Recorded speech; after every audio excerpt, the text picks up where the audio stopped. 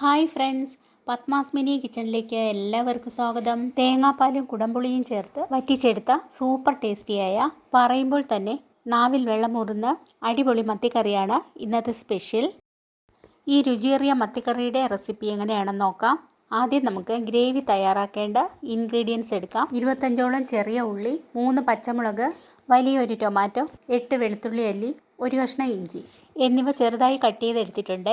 ഇനി ഒരു പാത്രത്തിൽ 1/2 സ്പൂൺ മഞ്ഞൾപ്പൊടി, 1 സ്പൂൺ കാശ്മീരി ചില്ലി, 1/4 സ്പൂൺ കുരുമുളക് പൊടി, ആവശ്യത്തിന് ഉപ്പും ചേർത്ത് പൊടികൾ നന്നായി യോജിപ്പിച്ചെടുക്കുക. കുറച്ച് വെള്ളം ആഡ് ചെയ്ത് നന്നായി ഇളക്കി യോജിപ്പിച്ച് ഒരു കുറുകിയ രൂപത്തിൽ എടുക്കുക. കറിക്ക് വേണ്ടി ഞാൻ 20 ചെറിയ മത്തി നന്നായി കഴുകി വൃത്തിയാക്കി എടുത്തിട്ടുണ്ടായിരുന്നു. ഈ മത്തിയെല്ലാം മസാല കൂട്ടിലിട്ട് നന്നായി മസാല പുരട്ടിയെടുക്കുക. ഇനി ഒരു പാൻ അടുപ്പത്ത് വെച്ച് സ്റ്റൗ ഓൺ ചെയ്ത് ആവശ്യത്തിന് എണ്ണ ഒഴിച്ച് ചൂടാക്കി എടുക്കുക. അതിലേക്ക് ഓരോ മത്തിയായി നിരത്തി വയ്ക്കാം.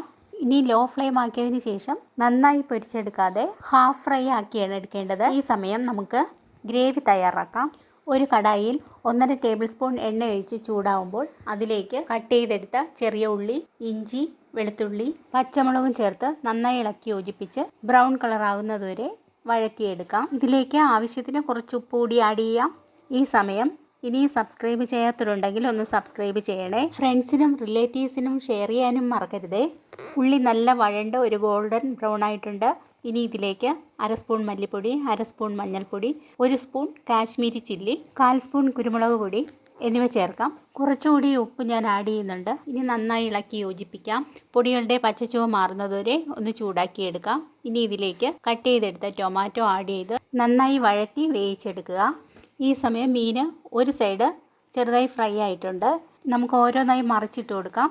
ആ സൈഡ് ഒന്ന് ഫ്രൈ ആകട്ടെ. ഇപ്പോൾ ടൊമാറ്റോയും നന്നായി വഴണ്ടു വന്നിട്ടുണ്ട്. ഇതിലേക്ക് കുതിർത്തെടുത്ത കുടംപുളിയും പുളിവെള്ളവും ആഡ് ചെയ്ത് നന്നായി മിക്സ് ചെയ്യാം. ഇനി വറുത്ത് പൊടിച്ച ഉലുവപ്പൊടി 1/4 സ്പൂൺ ചേർത്ത് ഇളക്കി യോജിപ്പിക്കാം. ഉലുവപ്പൊടി ചേർത്തപ്പോൾ സൂപ്പർ മണമാണ് വരുന്നത്.